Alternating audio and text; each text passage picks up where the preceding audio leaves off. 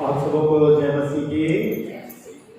परमेश्वर का एक बार फिर से धन्यवाद हो आज के सुंदर दिन के लिए कि हम सब यहाँ पर एकत्रित हुए कि प्रभु की आराधना कर सकें और प्रभु के वचन को सुन सकें। और इससे पहले कि हम प्रभु के वचन के ऊपर ध्यान चिंतन करें, आइए हम प्रार्थना करेंगे। पवित्र पवित्र पवित्र पितापी महान सामर्थ्य प्रभु परमेश्वर, स्वर्ग और पृथ्वी के रचने वाले अतः जीवित महान सामर्थ्य प्रभु, बड़े दमता की तक साथ तेरे अनुग्रह के सिंहासन के निकटता में आते हुए सारी महिमा तुझे देते हैं। धन्यवाद देना चाहते हैं अनमोल बेशी का समय जो प्रभु तूने हमें दिया है कि हम तेरे भवन में उपस्थित होकर तेरे कलाम तेरे वचन की अनमोल सुनहरी सुंदर बातों पर ध्यान चिंतन करें। प्रार्थना करते तेरे पवित्र आत्मा जो हमारा सहायक है हमारे बीच में चुपिश करे, हमारी सहायता करे, हमें संभाले, ताकि पवित्र आत्मा के मार्गदर्शन के द्वारा प्रभु जो आज वचन हमारे पास आता है आज हमारे जीवन के आत्मिक खुराक बने और वो वचन व्यर्थ न जाकर हमारे हृदय रूपी भूमि में कोई 30 गुना, कोई 60 गुना, कोई 100 गुना फलना, ये सब कुछ हम अपने उद्धार करता प्रभु यीशु मसीह के पवित्र मीठे और सामर्थी नाम से मांगते हैं, आमीन। हालेलुया, प्रेज़ द लॉर्ड, जय मसीह की। प्रभु आप सबों को बहुत आशीष दे और परमेश्वर का धन्यवाद हो एक बार फिर से आज के सुंदर दिन के लिए कि हम प्रभु के भवन में एकत्रित होकर प्रभु की वचन के अनमोल सुनहरी सुंदर बातों के ऊपर ध्यान चिंतन करें। और आज जो कि परमेश्वर के वचन के द्वारा पहला राजा उसका 10वां अध्याय और उसकी पहली आयत से तो पाया जाता है 6वीं आयत तक, वहां पर एक जो आज के मनन चिंतन के जो विषय मैंने दिया है वो ये है राजा सुलेमान और उसके जीवन का रहस्य। राजा सुलेमान और उसके जीवन का रहस्य। और इससे पहले कि आप प्रभु के वचन के ऊपर ध्यान मनन चिंतन करें, एक इलस्ट्रेशन मुझे याद आ रही है, उसका हम गौर करेंगे। एक बार एक संत जो कि बहुत ही धार्मिक प्रवृत्ति का संत, धार्मिक लोग होते हैं, वो समुद्र के किनारे टहलता हुआ गया और समुद्र के किनारे जब वो टहल रहा था तो वहां पर उसने एक व्यक्ति को देखा जो एक स्त्री के गोद में सर रखकर सो रहा है और एक शराब की बोतल उसके पास रखी है। और जब वो संत उसको देखता है तो उसके मन में उस व्यक्ति के बारे में बड़े बुरे विचार आते हैं। अरे कैसा पापी गुनहगार व्यक्ति है, पब्लिक प्लेस में एक स्त्री के सर पर गोद में सर रखकर लेटा हुआ है, शराब की बोतल है, शराब पी कर किस तरह से लेटा हुआ है। कैसा बुरा व्यक्ति हो सकता है, कितना गुनहगार, कितना पापी व्यक्ति हो सकता है। और इस तरह की विचारधारा उस संत की उस व्यक्ति के प्रति रही और वो सोचने लगा कि वाकई में कितना खराब और इसका जीवन कैसा है।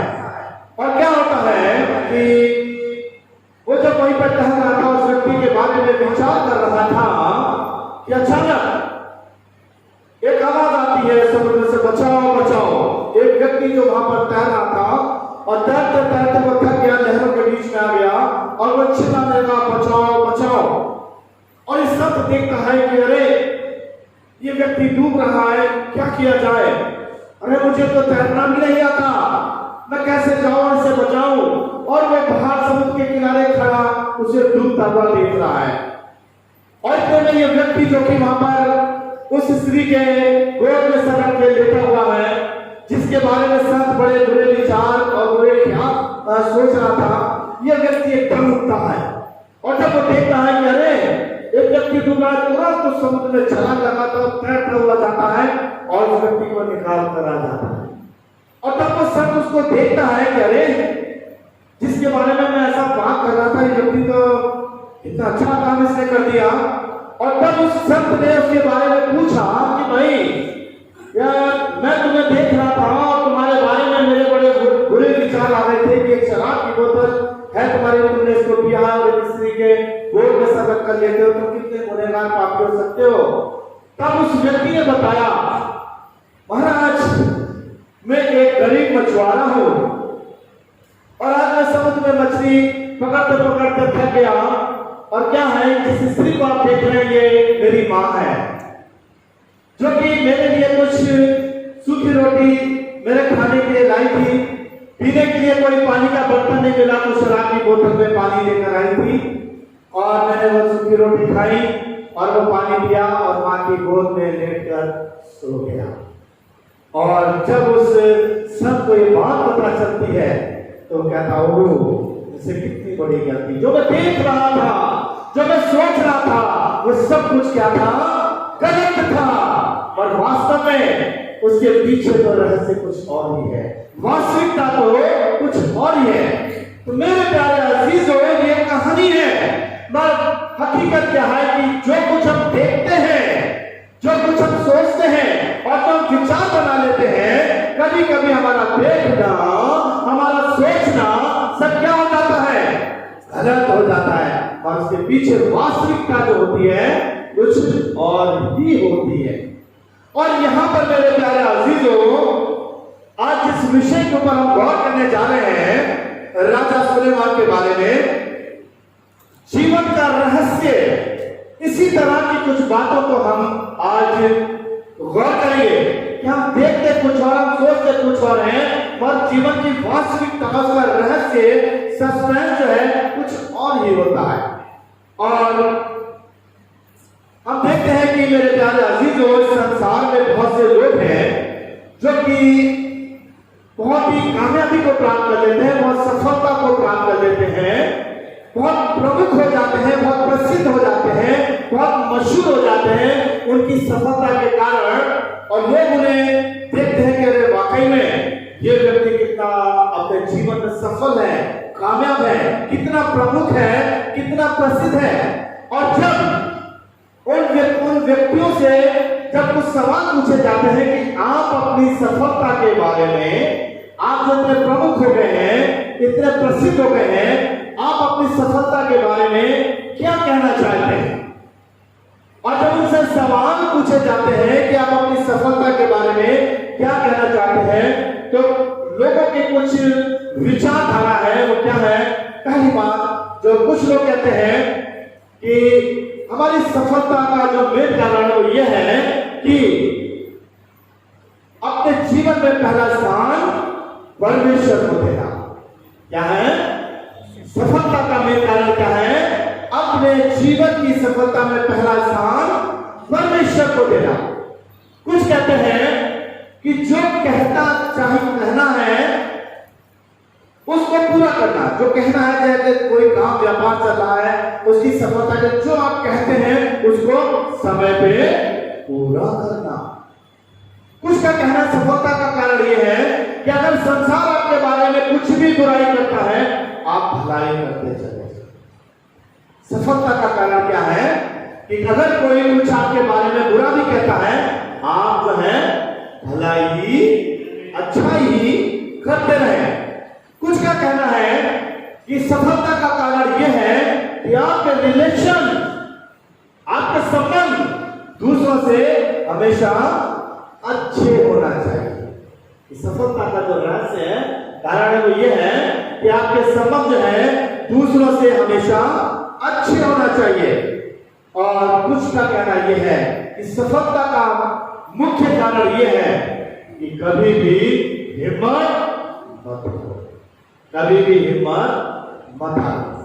मेरे प्यारे अजीजों, आज के इस पवित्र दिन में हम बाइबल के एक बहुत मुख्य व्यक्ति के ऊपर, एक बहुत प्रसिद्ध चरित्र पात्र के ऊपर ध्यान करने जा रहे हैं, जिसने सफलता की चरम सीमा तक प्राप्त कर ली, सफलता की मंजिलों को चुमा, बहुत प्रमुख हो गया, बहुत प्रसिद्ध हो गया, और बहुत ही अपने में वो कामयाब व्यक्ति रहा, और यहां तक कि वो राज सिंहासन पर भी विराजमान रहा। और वो कौन था? राजा सुलेमान। वो कौन था? राजा सुलेमान। और आज मेरे प्यारे अजीजों, हम राजा सुलेमान के जीवन के द्वारा कि राजा सुलेमान जिस तरह से इन लोगों की विचारधाराएं थी, जिस पर हमने विचार किया कि लोगों की धारणा क्या क्या थी, जो उन्होंने अपने विचारों को व्यक्त किया तो सफल हुए, उनकी क्या क्या विचारधाराएं थी, इस पर हम यहाँ गौर कर रहे थे। मगर राजा सुलेमान की विचारधारा क्या थी, जिसने इतनी कामयाबी प्राप्त करी, जो एक धनाढ्य व्यक्ति हो गया, सब कुछ उसके जीवन में उसने प्राप्त कर लिया, सफलता की चरम सीमा तक पहुंच गया, राज सिंहासन पर विराजमान था। उसके जीवन से देखे कि वो अपनी सफलता के बारे में क्या कहता है।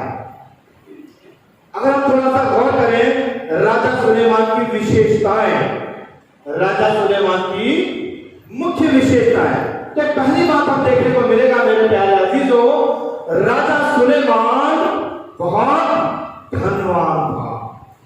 क्या था? धनवान। राजा सुलेमान बहुत जो था धनवान था।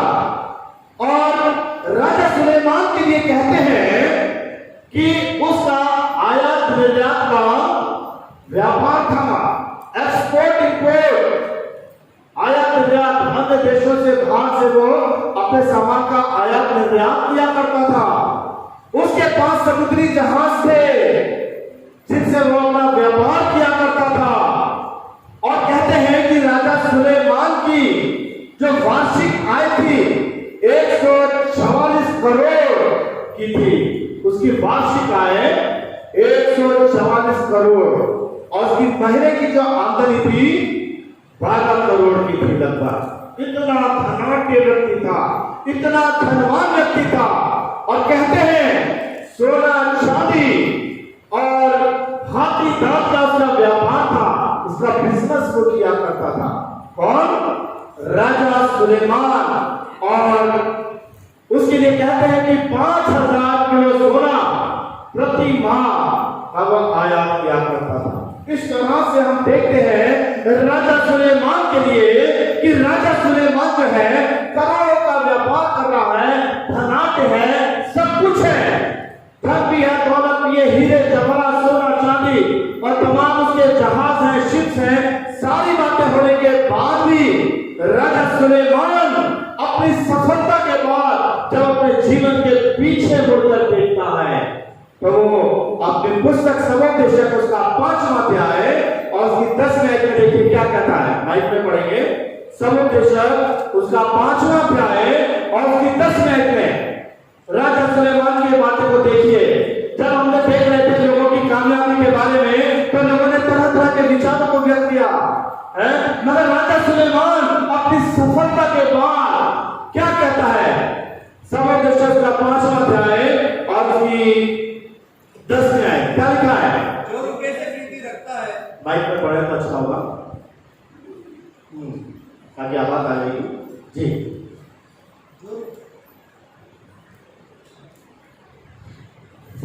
जो रुपये से प्रीति रखता है, जो रुपये से प्रीति रखता है वह रुपये से तृप्त ना होगा, वो रुपये से तृप्त ना होगा। और ना जो बहुत धन से प्रीति रखता है, और ना जो बहुत धन से प्रीति रखता है, लाभ से वह भी व्यर्थ है। रखता है उस लाभ से ये भी व्यर्थ। यानी कि राजा सुलेमान के जीवन के अंतर्गत में देखते हैं इतना सब कुछ होने के बाद वो क्या कहता है? सब कुछ व्यर्थ और बेकार, वायु को पकड़ना है।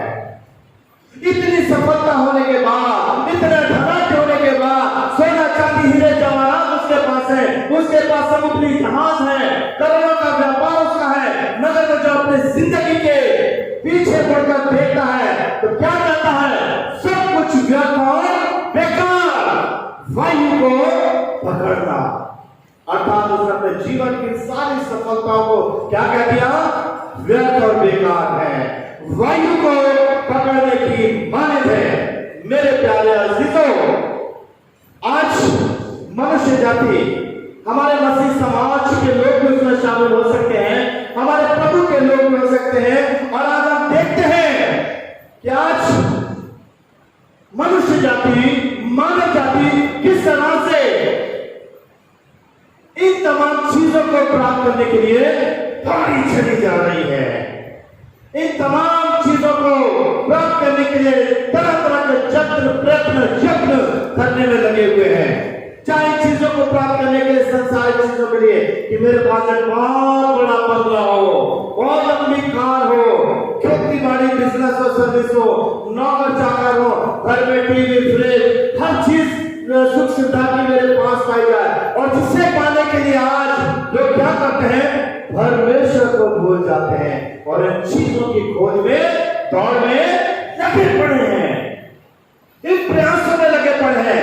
मेरे पास ये भी हो जाए, मेरे परिवार को ये भी मिल जाए, ये भी सुख सुविधा, ये भी खुशी, ये भी आनंद, धनाढ़ हो जाए, धन प्राप्त कर ले, और इन चीजों को प्राप्त करने में जुटे हुए हैं। और इसलिए मेरे प्यारे अजीजों, इन चीजों को प्राप्त करने के लिए आज हम देखते हैं लोग नाना प्रकार के अनुचित कार्य भी कर रहे हैं, पाप कर रहे हैं, बुरा कर रहे हैं, किसी भी तरह से हमें धन मिल जाए, ये मिल जाए, वो भी मिल जाए, और इसे प्राप्त करने के लिए बुरे रास्ते भी, भ्रष्टाचार भी, हर तरह की चोरी डकैती, जैसे भी हो सके हमें सारा संसार की सारी चीजें क्या हो जाए, प्राप्त हो जाए।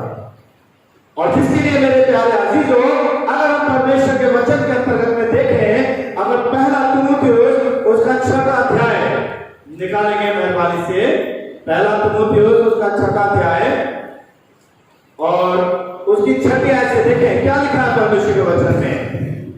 जी, पहला तीमुथियुस 6वां अध्याय और उसकी 6वीं आयत पढ़ें। पर संतोष सहित, परंतु संतोष सहित भक्ति बड़ी कमाई है, भक्ति बड़ी कमाई है। संतोष के साथ जो भी एक उचित तरीके उसके साथ जो कुछ भी हम अर्जित कर रहे हैं वो क्या है, बड़ी कमाई है। हाँ, क्योंकि ना हम जगत में कुछ लाए हैं, क्योंकि ना हम जगत में कुछ लाए हैं और ना कुछ ले जा सकते हैं, और ना ले जा सकते हैं। खाली हाथ आते हैं, जब हमारा जन्म होता है खाली हाथ होते हैं, और मरने के बाद भी हम खाली हाथ जाते हैं। यदि हमारे पास खाने और पहनने को हो, खाने और पहनने को, देखिए परमेश्वर का वचन आज हमसे क्या बातचीत कर रहा है। यदि हमारे पास खाने और पहनने के लिए है तो इन्हीं पर संतोष करना तो चाहिए, इन्हीं पर संतोष करना चाहिए। Hallelujah, hallelujah. यदि हमारे पास खाने पहनने के लिए है, प्रभु का वचन कहता है, तो इन्हीं पर संतोष करना चाहिए। पर जो धनी होना चाहते हैं, पर जो धनी होना चाहते हैं, वे ऐसी परीक्षा और फंदे और बहुत सी व्यर्थ और हानिकारक लालसाओं में फंसते हैं, जो मनुष्य को बिगाड़ देती है और विनाश के समुद्र में डुबा देती है। क्योंकि रुपए का लोभ सब प्रकार की बुराई की जड़ है, जिसे प्राप्त करने के लिए प्रयत्न करते हुए बहुतों ने विश्वास से भटककर अपने आप को नाना प्रकार के दुखों से छलनी बना दिया। हालेलुया। देखिए कितनी सुंदर बात है। यहाँ पर सुलेमान अपने जीवन में इतना धनाढ्य होने के बाद सब कुछ उसके जीवन में है, क्या चीज है जो उसकी जिंदगी में नहीं है, और जब अपने जीवन के पीछे मुड़कर देखता है तो वो क्या कहता है, सब कुछ व्यर्थ और बेकार, वायु को पकड़ना। और आज मनुष्य जाति इन्हीं चीजों की खोज में लगी हुई है, इन चीजों को प्राप्त करने में लगी हुई है, जिसके लिए परमेश्वर का वचन क्या कहता है, रुपए का लोभ सब प्रकार की बुराई की जड़ है, जिसे पाने के लिए लोग अपने आप को नाना प्रकार के दुखों से छलनी बना लेते हैं और विनाश के समुद्र में डूब जाते हैं। परमेश्वर का वचन आज मुझसे आपसे क्या कहता है, प्रभु के वचन बाइबल में एक धनवान का जिक्र दिया गया है, और वो धनवान क्या कहता है, क्या मेरी जान खा पियो ऐश कर, तेरे पास 100 वर्ष का है सामान है, मैं अपनी बखारियों को बढ़ाऊंगा क्योंकि मेरे पास गई है। और वो अपनी जान से कहता है मेरी जान खा पी और ऐश कर। और प्रभु का वचन से क्या कहता है, हे मूर्ख, आज ही तेरा प्राण तुझसे ले लिया जाएगा। आज ही तेरा प्राण तुझसे ले लिया जाएगा। आज इंसान इन्हीं बातों में लगा हुआ है, मेरे पास हो जाए, इतना धन हो जाए, इतनी सारी संपत्ति हो जाए, चैन से खाएंगे, सुख से खाएंगे, आराम से खाएंगे, बढ़िया जीवन बिताएंगे। मगर प्रभु का वचन क्या कहता है, हे मूर्ख, आज ही तेरा प्राण तुझसे ले लिया जाए। आज ही रात तेरा प्राण तुझसे ले लिया जाए। इसीलिए पवित्र वचन बाइबल में क्या लिखा है, अगर मनुष्य सारे जगत को प्राप्त कर ले और अपने प्राणों की हानि हो तो उसे सारा संसार आपको मिल जाए और आप नरक में डाल दिए जाए, तो कितने लोग इस बात के लिए तैयार हैं? सारी सुख सुविधा ये भी मिल जाए, वो भी मिल जाए, सारा आनंद सुख चैन मिल जाए और अगर नरक में डाल दिए जाए, कितने लोग जो हाथ उठा के खड़ा करेंगे, कहेंगे कि हाँ मैं तैयार हूं? है कोई? कोई नहीं है। नरक में कोई भी नहीं जाना चाहता। तो मेरे प्यारे अजीज, हम देखते हैं कि जिस तरह से सुलेमान अपने जीवन में इन सारी वस्तुओं को प्राप्त करने के लिए क्या कहता है, सब कुछ व्यर्थ और बेकार वायु को पकाना है। मेरे प्यारे अजीजों, हम प्रभु के लोगों को सचेत होना है, जागरूक होना है और मनुष्य बचत को देखना है। मनुष्य सारे जहां को प्राप्त कर ले और प्राणों की हानि हो तो उसे क्या लाभ? शैतान को भी प्रभु यीशु मसीह को शैतान के ऊंचे पहाड़ पर ले गया था और सारे संसार का वैभव दिखा के कहा था, अगर तू मुझे झुककर प्रणाम करेगा तो मैं सारी चीजें तुझे दे दूंगा, सारी वस्तुएं मैं तुझे दे दूंगा। और प्रभु ने कहा केवल तो परमेश्वर की उपासना करना। और वो प्रार्थना करने लगा, शैतान उसके पास से दूर हो गया। मेरे प्यारे अजीजों, यदि हम प्रभु पर विश्वास करेंगे, प्रभु के पीछे चलने वाले बनेंगे, तो प्रभु स्वयं हमारे जीवन में हमारी जिंदगी की जरूरतों का बहुतायत से देगा।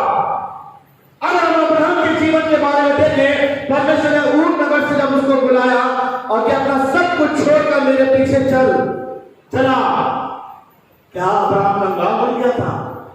क्या अब्राहम ऐसा व्यक्ति हो गया था कि जब परमेश्वर के लिए अपना धन संपत्ति सब कुछ छोड़कर परमेश्वर के पीछे चला तो अब्राहम के लिए खाने की रोटी नहीं थी और वो परेशान हो गया?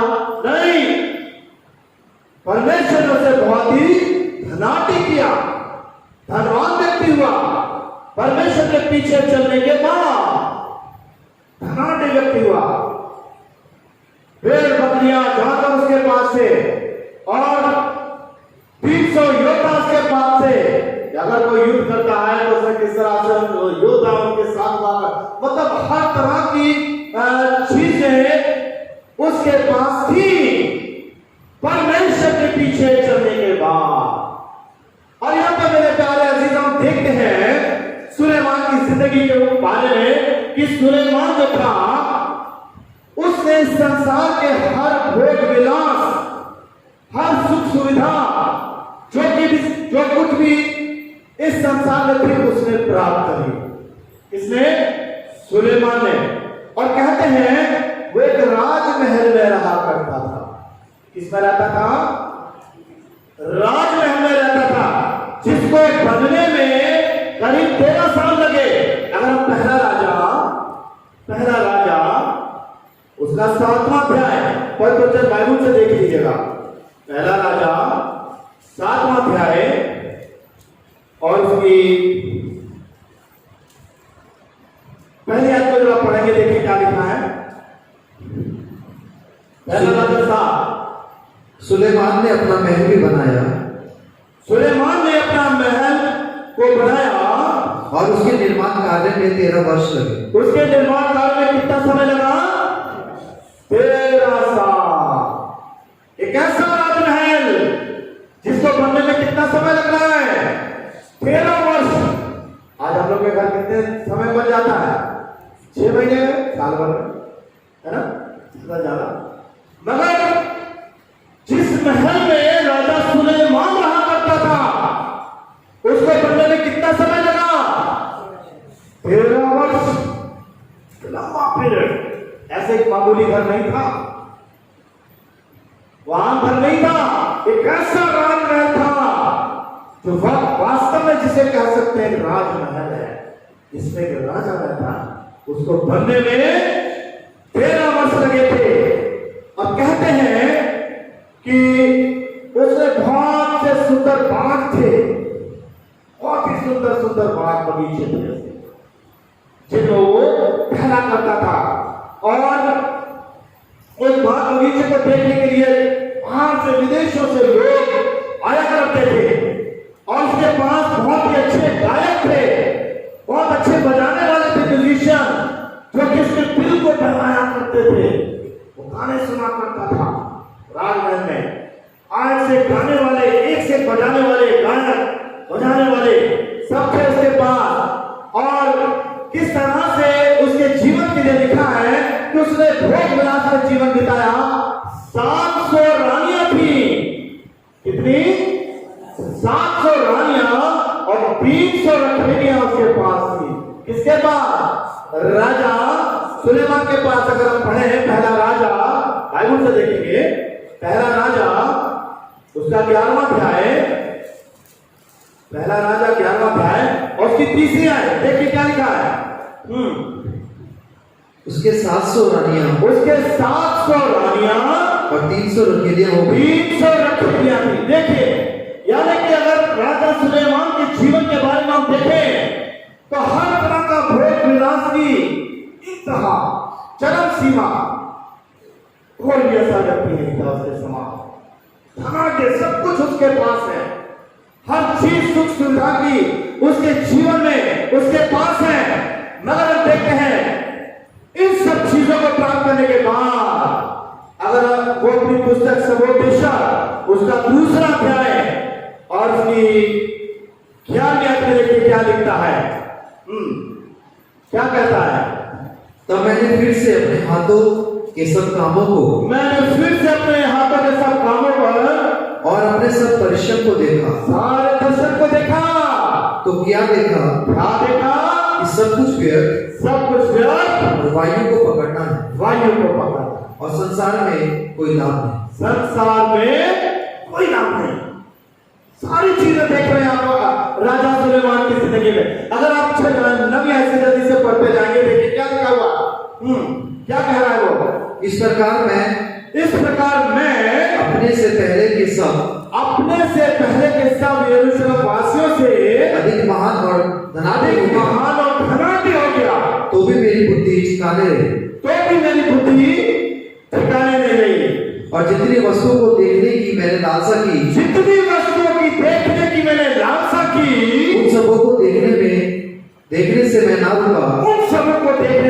रुका। यानी जो कि सुख विलास वो कर सकता था, वो अपने जीवन में करता चला गया।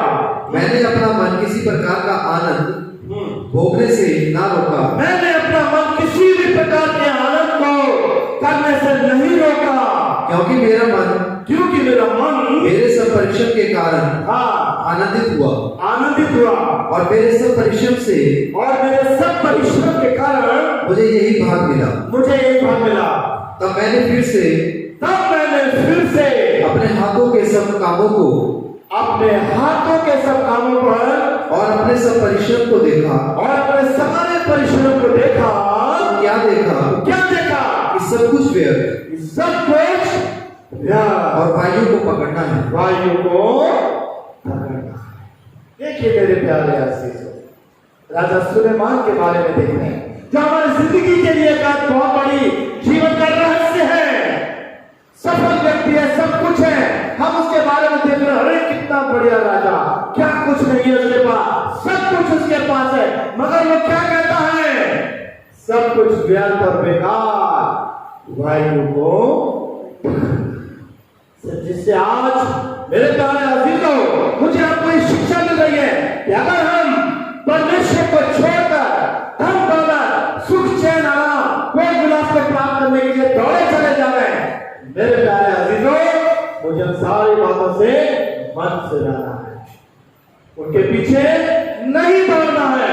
क्योंकि राजा सुलेमान उस अनुभव को बताता है, सब कुछ प्राप्त करने के बाद, इतना धनाढ्य होने के बाद कहता है सब कुछ व्यर्थ और बेकार, वायु को पकड़ना है। दूसरी बात हम देखेंगे राजा सुलेमान की। पहली बात हमने क्या देखी थी? राजा सुलेमान बहुत धनवान था। दूसरी बात हम देखते हैं, राजा सुलेमान बहुत बुद्धिमान था। कैसा था? बुद्धिमान था। और राजा सुलेमान के बारे में हम देखते हैं कि राजा सुलेमान ने किस तरह से पवित्र बाइबल में नीति वचन, अगर आप पढ़ेंगे नीति वचन, कितने सुनहरे वचन उसने दिए, तो आज मेरे आपके जवानों के लिए, मेरे आपकी कलीसिया के लिए बहुत ही सुंदर वचन है, बहुत ही सुंदर उपदेश है, जिनको सीखकर एक व्यक्ति अपने जीवन को किस तरह से सुधार सकता है और परमेश्वर के राहों पर चल सकता है। राजा सुलेमान के लिए कहते हैं वो कितना बुद्धिमान था, और उसकी बुद्धि की प्रशंसा सुनकर लोग दूर दूर से आया करते थे। शिवा की रानी ने जब उसके बारे में सुना तो बड़े कठिन कठिन प्रश्नों को लेकर, शिवा की रानी बड़े बड़े कठिन प्रश्नों को लेकर वो उसके पास आई कि उससे प्रश्न करेगी, और राजा सुलेमान ने उसके हर कठिन प्रश्नों का उत्तर दिया। हालेलुया। एक बहुत सुंदर सी कहानी भी बाइबल में दी हुई है, मैं थोड़ा सा बताना चाहूंगा। एक बार दो स्त्रियां एक बालक को लेकर के आई, और दोनों स्त्री कहने लगी ये मेरा बेटा है, ये मेरा बेटा है। वो कहने लगी कि ये जब मैं मेरे पास सो रहा था इसने इसको ले लिया, और दोनों एक बच्चे के लिए कह रही है कि ये मेरा है, ये मेरा है। और राजा सुलेमान को न्याय करना है कि वास्तविकता में बच्चा किसका है, उसको दे दिया जाए। अच्छा, ये दोनों स्त्रियां आपस में विवाद कर रही, नहीं राजा ये मेरा बेटा है, दूसरी कहती नहीं राजा ये मेरा बेटा है। राजा सुलेमान उन दोनों की बातों को सुनता रहा, और उसने तुरंत हुक्म दिया कर्मचारी को, सिपाही को, एक तलवार लाई जाए, एक तलवार लाई जाए। तुरंत एक तलवार आ गई, और राजा ने कहा इस बेटे के ये दोनों स्त्रियां इस बच्चे के लिए लड़ रही है, इस बच्चे को दो टुकड़े कर दिया जाए, आधा इसे और आधा इसे दे दिया जाए। और जो ही राजा ने हुक्म दिया, जिसका बच्चा था उस मानेगा नहीं राजा इस बच्चे को मत मारना, इस बच्चे को मत मारना, इसी को दे दे। राजा ने कहा ये बेटा इसी का है, ये इसकी मां, क्योंकि ये अपने बच्चे को मरना नहीं देख सकते। मेरे प्यारे अजीजों, राजा सुलेमान बहुत ही बुद्धिमान व्यक्ति था, और किस तरह से उसने उसकी बुद्धि की चर्चा दूर दूर तक गई, और लोग कठिन प्रश्न कर लेकर उसके पास आते थे, और वो उनको उनके हर प्रश्नों का उत्तर दिया करता था। तरह तरह के विद्वान उसके पास आया करते थे, और किस तरह से उसके अनमोल बातों को, वचनों को सुना करते थे। मगर मेरे प्यारे अजीजों, इन सारी बातों के बाद, इतनी बुद्धि, इतना ज्ञान प्राप्त करने के बाद, अगर आप देखें तो बहुत से यूनिवर्सिटी में उसके लिखे हुए लेख जिन पर लोग विचार करते हैं, ध्यान मनन चिंतन करते हैं, राजा सुलेमान के बाइबल में नीति वचन कितने सुंदर दिए। और इन सब बातों के बाद, इतनी बुद्धि ज्ञान प्राप्त करने के बाद, राजा सुलेमान अपनी पुस्तक सबोपनिषद उसका पहला अध्याय 16 से 17 देखिए क्या कहता है, पढ़ें। मैंने मन में कहा, मैंने मन में कहा, राजा सुलेमान कह रहा है मैंने मन में कहा, देख जितने यरूशलेम में मुझसे पहले थे उन सबों से मैंने बहुत अधिक बुद्धि प्राप्त की। मुझसे पहले जितने थे उन सबसे ज्यादा मैंने बुद्धि प्राप्त की, और मुझको बहुत बुद्धि और ज्ञान मिल गया, और मुझको बहुत बुद्धि और ज्ञान प्राप्त हो गया। मैंने अपना मन लगाया कि बुद्धि का भेद लूं, और बावलेपन और मूर्खता को भी जान लो। और बावलेपन और मूर्खता को भी जान लो। मुझे जान पड़ा कि ये भी वायु को पकड़ना है, ये भी वायु को पकड़ना है। क्योंकि बहुत बुद्धि के साथ क्योंकि बहुत बुद्धि के साथ बहुत खेद भी होता है, बहुत खेद भी होता है। और जो अपना ज्ञान बांटता है और जो अपना ज्ञान बढ़ाता है वह अपना दुख भी बढ़ाता वो है। अपना दुख भी बढ़ाता है। हालेलुया।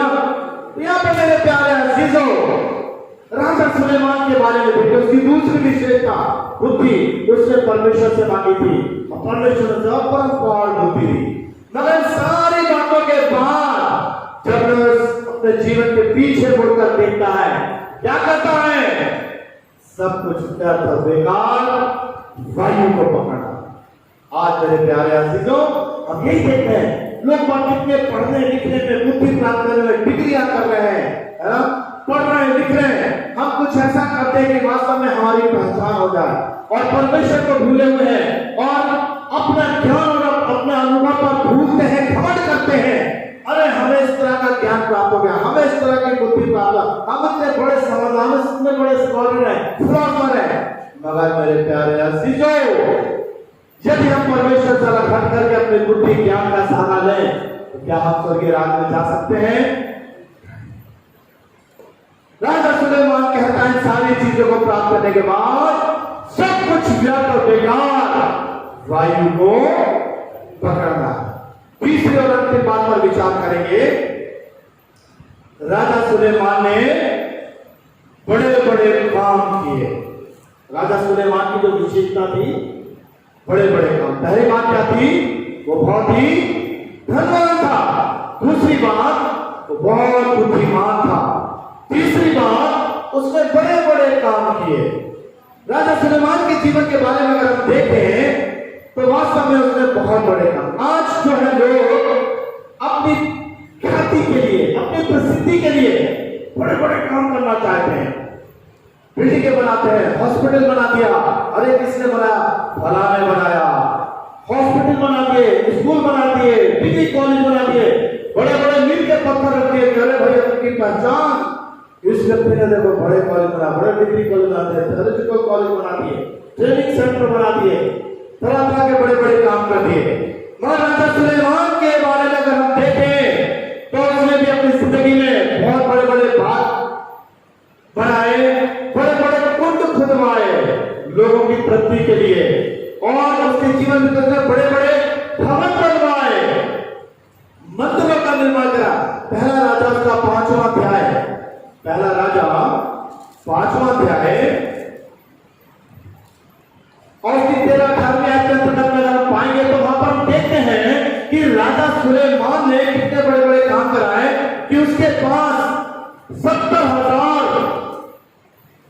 लोग जो थे, वजन को ढोने वाले लोग, 70,000 वजन को ढोने वाले लोग थे। 80,000 लोग वृक्षों को काटने वाले, जमीनों को समतल करने वाले। 3,300 लोग सुपरवाइजर थे, सुपरवाइजर जो कि मुखिया के रूप में काम किया करते थे, और लगभग 20,000 लेबर उसके पास ही। इस तरह से कहते हैं 1,90,300 कर्मचारी काम करने वाले थे उसके पास। राजा सुलेमान ने जो काम किए, उस काम को करने वाले 1,90,300 वर्कर काम करने वाले थे उसके बाद। किसी बड़ी फैक्ट्री में इतने बड़े लोग नहीं होते जो राजा सुलेमान। इसके बारे में पहला राजा का 5वां अध्याय जो मैं रेफरेंस दे रहा था, आप देखेंगे, ऐसे पढ़ेंगे। राजा सुलेमान ने पूरे इस्राएल में से 30,000 पुरुष बेकार पर लगाए, और उन्हें लबानोन पहाड़ पर बारी बारी करके महीने महीने 10,000 भेज दिया करता था।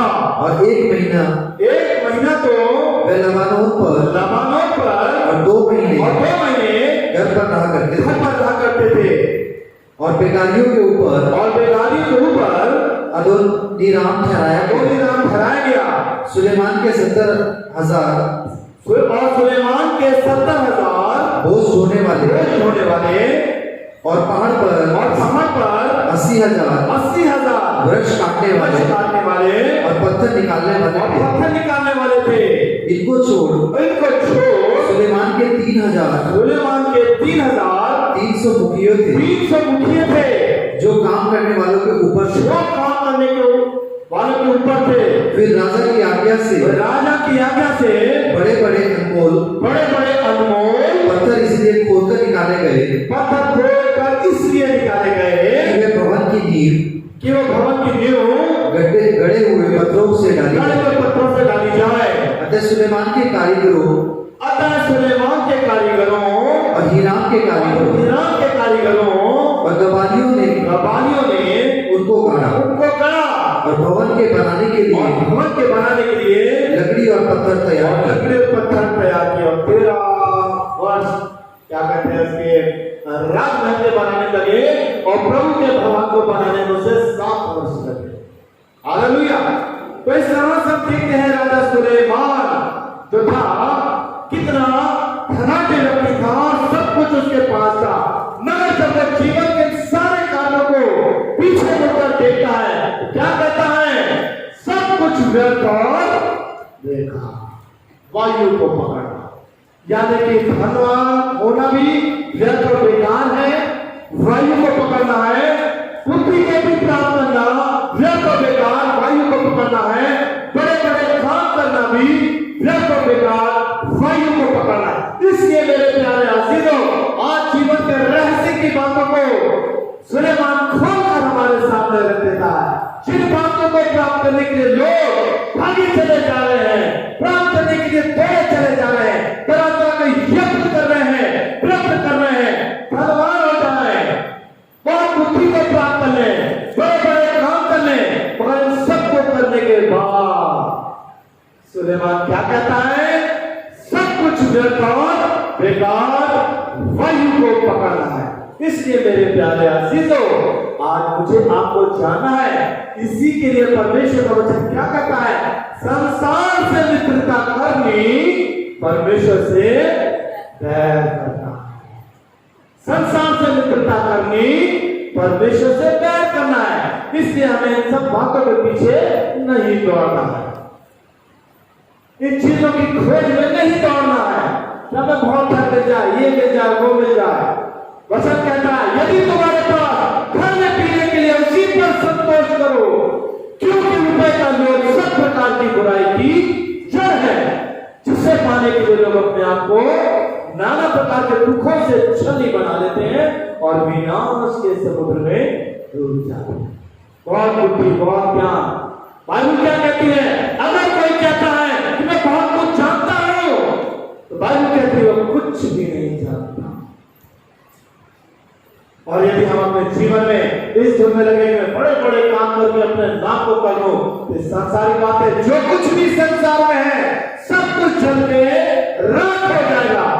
परमेश्वर का वचन, प्रभु की बातें ही सदा सर्वदा अमर रहेगी, जिन पर चलने के बाद मेरे प्यारे अजीजों हम स्वर्गीय राज में प्रवेश कर सकेंगे। इन चीजों की धुन में, इनकी खोज में, इनके पीछे भागना, इन्हें प्राप्त करना, जिसके लिए सुलेमान कहता है सब कुछ व्यर्थ और बेकार, वायु को पकड़ना है। मेरे प्यारे अजीजों, इस जीवन के रहस्य को आज हम जान लें और इस शिक्षा को अपने जीवन में गांठ बांध लें और उतार लें। इन चीजों को प्राप्त करने के लिए ना दौड़े, बल्कि प्रभु को प्राप्त करें, प्रभु के पीछे दौड़े, प्रभु को प्राप्त करने में, खोजने में। जिस तरह से एक कहानी मैंने एक बार बताई थी ना, एक बूढ़े व्यक्ति ने एक हीरे को राजा को जब दिया था, तो राजा ने वो हीरा लेकर क्या करा? नदी में डाल दिया और उसने कहा राजन, मैंने इसे प्राप्त करने में अपने जीवन में 70 वर्ष लगा दिए। राजा ने कहा इस पारस पत्थर को पाने में, पारस पत्थर जिससे कि छूने से सब कुछ सोना बन जाता। तो राजा ने क्या कहा? अगर तू अपने 70 वर्ष परमेश्वर को खोजने में लगाता तो परमेश्वर तुझे पारस बना देगा। हालेलुया, धन्यवाद करें परमेश्वर का। आज मेरे प्रभु को खोजने में का समय बिताएंगे तो व्यर्थ और वायु को पकड़ना नहीं होगा, बल्कि स्वर्गीय राज को प्राप्त करना होगा। हालेलुया। आज परमेश्वर मुझे आपको आशीष के इस वचन के द्वारा कि हम जाने सीखे जिस तरह से आप सुलेमान धनाढ्य होने के बाद कहता सब कुछ व्यर्थ बेकार, बुद्धिमान होने के बाद सब कुछ व्यर्थ बेकार, बड़े बड़े काम करने के बाद सब कुछ व्यर्थ बेकार वायु को पकड़ना। तो क्या है? प्रभु यीशु को खोजना, और यीशु के पीछे चलना, उसे प्राप्त करना है, और यदि उसे प्राप्त कर लेंगे हम स्वर्गीय राज के अधिकारी बनेंगे। Hallelujah, hallelujah. सब हम सबों को आशीष हम प्राप्त हमारे महान जीवी सामर्थ्य तो परमेश्वर दया के सागर प्रेमी पिता तेरे सम्मुख तेरे चरणों पर आते हैं। आज जीवन के रहस्यों को हमने सुलेमान के द्वारा देखा, उसने खोल कर रख दिया और उसने अपनी जिंदगी में सब कुछ प्राप्त किया, और जिसके बाद उसने यही कहा सब कुछ व्यर्थ और बेकार, वायु को पकड़ना है। हाँ प्रभु जी, उन चीजों के पीछे हम क्यों दौड़ रहे हैं जो कि सब कुछ व्यर्थ और बेकार? हम अपने प्रभु के पीछे चलना शुरू करें, प्रभु को खोजना शुरू करें, प्रभु को जिंदगी में पालेंगे तो हम सब कुछ पालेंगे। प्रभु हम सबों को तौफीक दे, सामर्थ्य दे कि हम तेरे वचनों को पढ़ें, इसके पीछे दौड़ें, तेरी निकटता में आए, अपना जीवन तुझे समझ करें, तुझे प्राप्त करें, और जब हम तुझे प्राप्त कर लेंगे प्रभु हमें सब कुछ मिल जाएगा। वो स्वर्गीय राज में तो प्रभु तो अपने मानने वालों को, भय मानने वालों को देना चाहिए। वचन पर आशीष दे, सबों को भी आशीष दे। प्रभु यीशु मसीह के पवित्र और सामर्थ्य नाम से मांगते हैं, आमीन।